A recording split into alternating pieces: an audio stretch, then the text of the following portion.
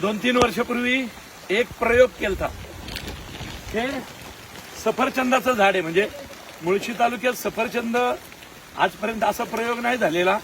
पण आम्ही असं केलं की सफरचंदाची काही झाडं आणून आमच्या वेगवेगळ्या शेतांमध्ये लावली होती. म्हणजे हा आमच्या गावातला खालचा भाग आहे जिथं आम्ही भातशेती करतो. तर भातशेतीच्या बांधावर लावलं होतं आणि काही दऱ्यात म्हणजे रानातलं जी देवराई असते जंगलात तिकडं लावलं होतं. तर त्यातलं एक व्यवस्थित जगलं आणि टिकलं आणि मोठं झालंय.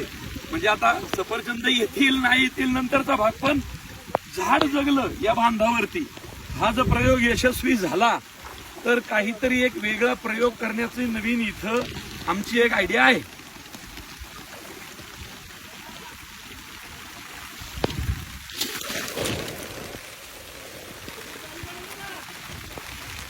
उन्हाळ्यामध्ये झाड टिकून ठेवणं लय अवघड असतं.